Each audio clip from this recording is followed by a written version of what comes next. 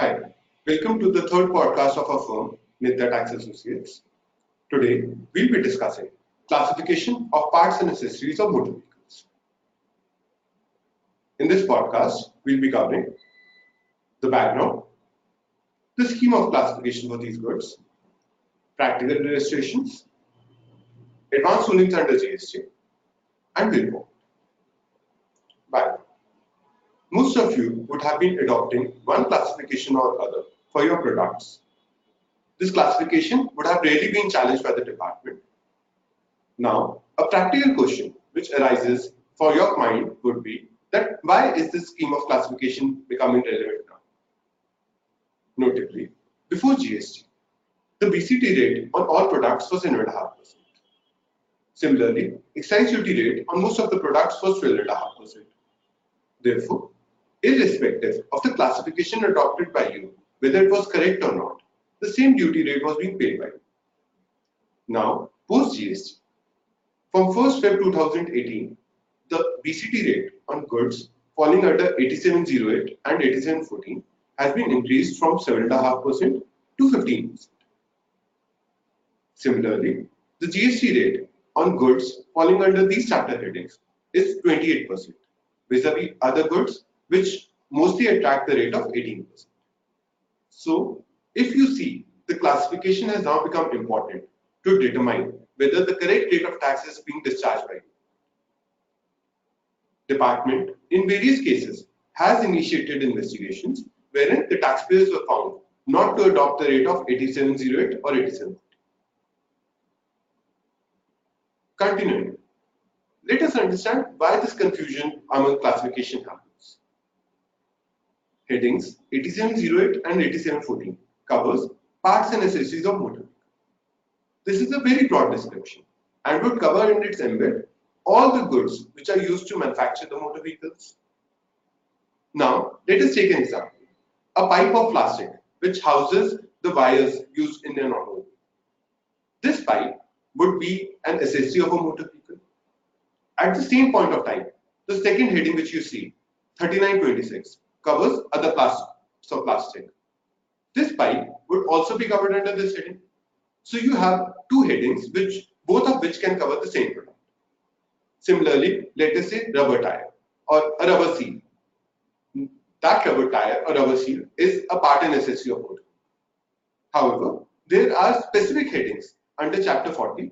For example, rubber seal would get covered under other articles of organized law. Again, we have two headings for the very same product.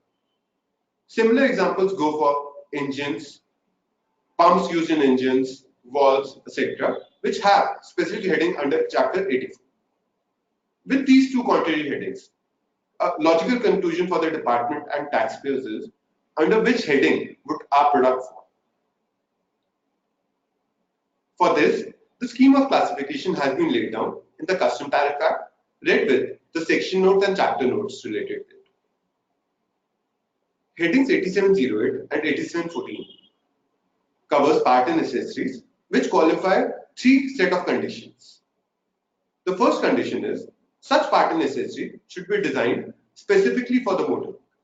So if you have a generic purpose product, that would not be covered under these headings. The second condition is the part should not be covered under any other nomenclature in the tariff. Thirdly, they should not be excluded by section 17 note 2.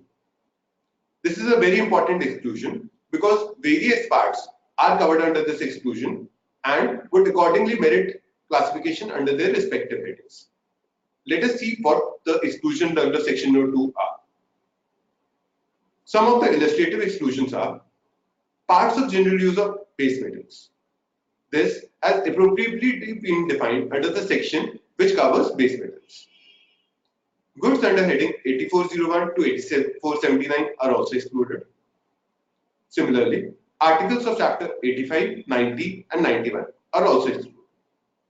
So, taking a simple example of ECU, which forms an essential part of a motor vehicle. The ECU merits classification under chapter 90. Because of the exclusion under note 2, ECU remains to be classified under chapter 90 and is not classified as a part of motor vehicle under chapter 87. Importantly, study of various legal provisions are required to determine the correct classification of the product. Let us now see some practical illustrations. Herein, we will be discussing the product, whether the product is specifically designed for motor vehicle. Then we will be discussing the balance to exclusions and our conclusion. Firstly, plastic tube, which is a general purpose plastic tube and not specifically designed for motor vehicle. Because it is not specifically designed, it merits classification under some other heading and it stands excluded by the first test itself of being specifically designed for motor. The other exclusions are not relevant here and the classification would be as per plastic item, which would be 3970. Let us discuss now rubber seal. Rubber seal is specifically designed for a motor vehicle. However, there is a specific exclusion for parts of vulcanized rubber under section note 2. Because of this exclusion, the classification of rubber seal also goes into heading 4016 and not under 8708. A third example of fasteners. Several fasteners are designed specifically for motor vehicles. However, as we discussed, parts of general use of iron and steel are excluded from note 2 and fasteners are defined as a part of general use of iron and steel. For this reason, they merit classification under heading 7380 and not 8708. A last example that we may take of a seat. A motor vehicle seat is designed specifically for a motor. However, if you recall the second exclusion, seats are covered under a specific by the specific nomenclature under heading 9401. Because of this specific exclusion, they would merit classification under 9401 and not under 8708. Based on these illustrations, you can realize that for determining the classification, not only do you need to study the nature of the product, whether it is meant specifically for motor vehicle, but you also need to study all other sections, chapter notes, classification to come to a conclusion that whether your product would be covered under 8708 or not. Now, let us see what advanced ruling have been pronounced under GST on these products. The first advanced rulings we will be discussing would be of Indo-German brakes and combo advice. In this, the classification was of brake pad, disc brake pads and brake shoes. The taxpayer was contending that these products should be covered under 6380, under 18%. Department, however, was contending the classification of 8708 with 28%. The advanced ruling held that since these are not simple frictional materials but are parts of motor vehicles, they would be classified under 8708. Another advanced ruling in this regard is Imperial Motor Stores, which discussed the classification of speedometer, fuel gauge, warning lights, a cluster of these products. The assessee was contending that these goods should be covered under heading 1929. The department, however, contended 8708 as a classification. The advanced ruling observed that even though the individual products are covered under Chapter 90, a cluster of these products does not find mention anywhere. Therefore, it should be covered under 8708. In our view, the advanced ruling missed an important explanation in the HSN explanatory notes that even the multi-purpose products of Chapter 90 would be covered under the same chapter. With this observation, the ruling of the advanced ruling is questioned. Let us now discuss another advanced ruling of next year technologies, which was handled by our firm. In this case, the classification of door handles, glove box locking, and plastic fitting was in question. We were contending that these goods should be classified under heading 3926.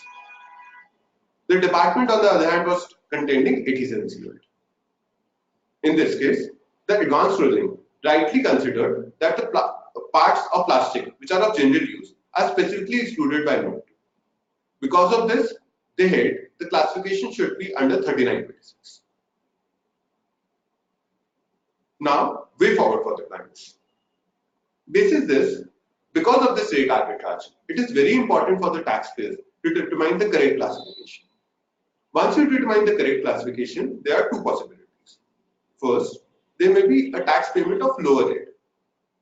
In such cases, it is imperative upon the taxpayer to approach the department itself and deposit the differential BCT and GST in case of imports and GST for domestic supplies. Importantly, if you deposit differential GST suo motu on imports, you will be eligible for credit of the same. In respect of GST for domestic transactions, you will need to issue a supplementary invoice. The credit timelines for which would be covered under Section 16 of the CGST Act. In our view, for financial year 17-18, the time limit of availing credit is still open till the date of filing of annual returns. However, you need to act fast because once the annual return has been filed, credit for financial year 17-18 basis your debit notes or supplementary invoice would not be available. Next, let us now discuss tax if case the tax is paid at a higher rate. In such cases, one can claim refund of BCT for the past 1 year. In such cases as well, if you have paid GST in excess and avail credit of the same, you need not go for refund of the same. In domestic transactions as well, if one has charged a high rate of tax and the customer has availed the credit, the refund would not arise. Refund for domestic transactions can arise only if the tax burden has been borne by the supplier. On a closing note, one may note that the correct classification is important, not only for determining the correct rate of tax, but also to determine the eligibility of FTA benefits, import restrictions, etc. On this note, we close our podcast. Please do share your comments on the same. Thank you.